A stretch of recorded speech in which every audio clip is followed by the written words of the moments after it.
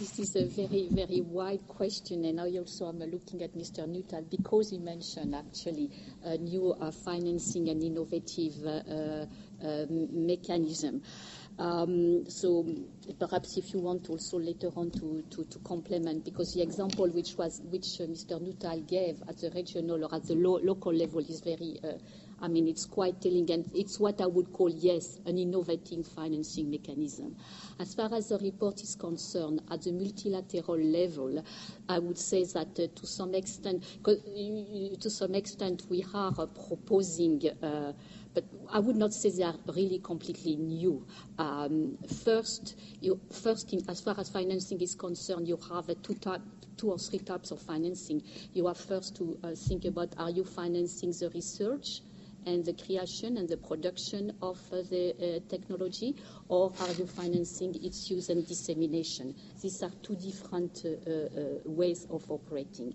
In the first case, what we are suggested, as far as research, for instance, is concerned, is indeed the creation of definitely regional research funds to encourage research more at the local level to make sure that there is a proper adequation between what is created and the needs of particular communities. And in that way, we go very much along the line of the UNDP. But per se, it's not that a new innovative idea. It's just that we are focusing it on the local aspect and on renewable energy.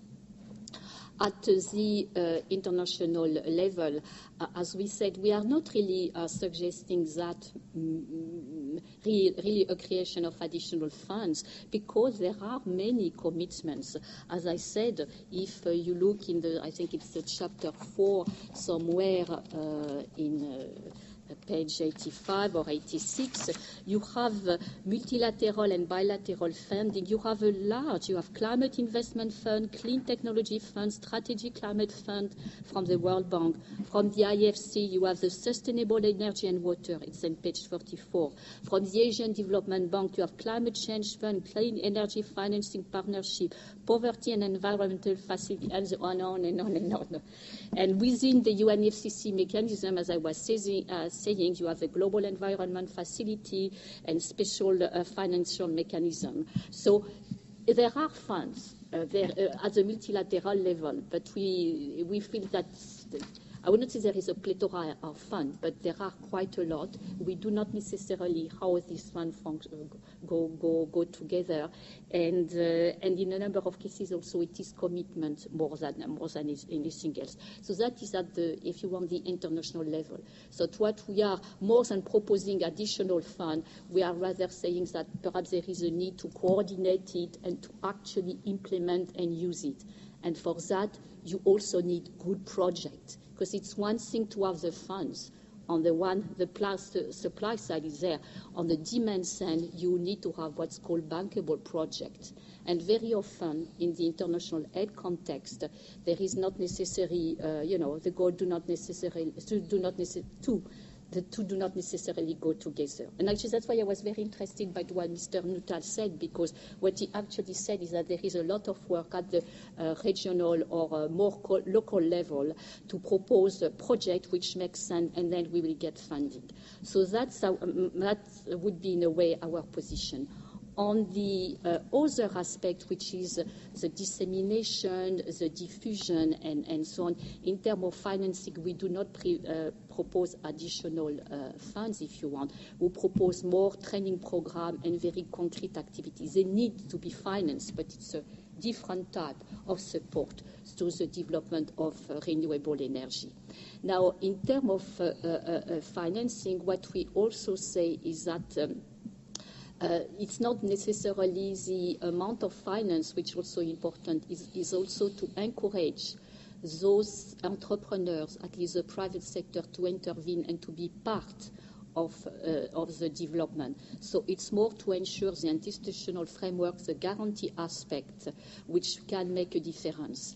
because one of the messages of the report is that the needs are so important that the public sector by itself will not be in a position to answer to all which is required. So this is in a nutshell the position which is the position of the report.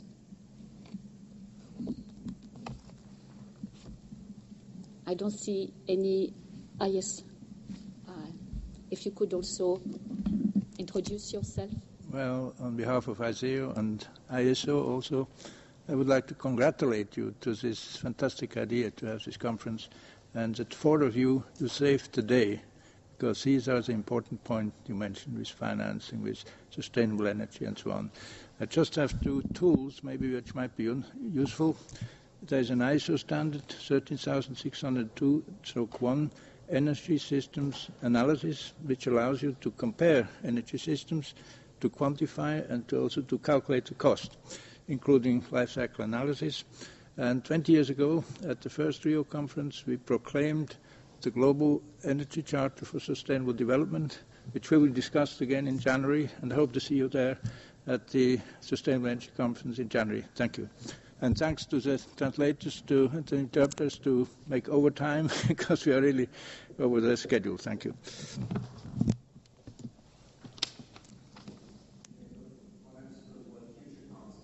I'd also like to congratulate you on the report. We found that we are being in a global emergency when it comes to the climate and energy situation. We looked at 3 aspects with now I think we need to move forward. One is, you mentioned already, best policies, best existing policies. We found that there was very little information in other languages about feed-in tariffs, which has been the most effective policy for spreading renewable energies as fast as possible, wherever there is a grid.